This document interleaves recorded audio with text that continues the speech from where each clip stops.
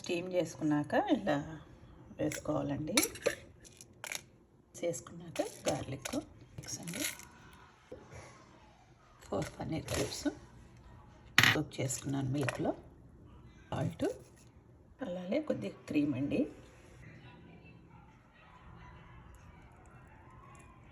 అన్నీ గ్రైండ్ చేసుకుందాం.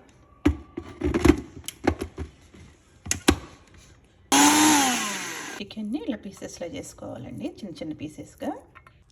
ఒక బౌల్లోకి ఆనియన్స్ అలాగే green bell pepper, boiled corn, steam చేసుకున్న చికెన్, అలాగే పేస్ట్ చేసుకున్న క్రీమ్ ఇలా మిక్స్ చేసుకుని పక్కన పెట్టుకోవాలండి.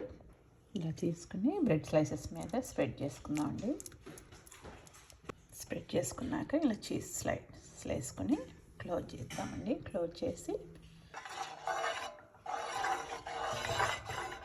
ప్యాన్ పెట్టుకుని కొద్దిగా బటర్ కానీ గీ కానీ అండి. అలాగే ఇక్కడ కూడా పైన కూడా స్ప్రెడ్ చేసుకుని ఈ శాండ్విచ్ని ఇలా ప్లేస్ చేసుకుందాం.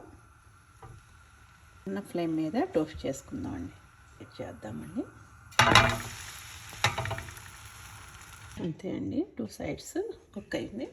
ప్లేట్లో తీసుకుని ఇలా కట్ చేసుకోవటానండి. ఎమ్మీ క్రీమీ చికెన్ శాండ్విచ్ అండి, వైరల్ శాండ్విచ్. టేస్ట్ చూద్దాం.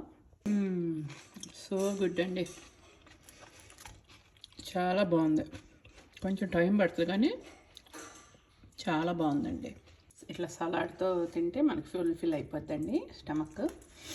చాలా బాగుందండి, ట్రై చేయండి మీరు కూడా. ఓకే, ఫస్ట్ టైం చూస్తున్నట్టయితే నా ఛానల్ని సబ్స్క్రైబ్ చేయండి. రమాస్ కుక్ అండి, Rama's cooking. Okay, thank you for watching.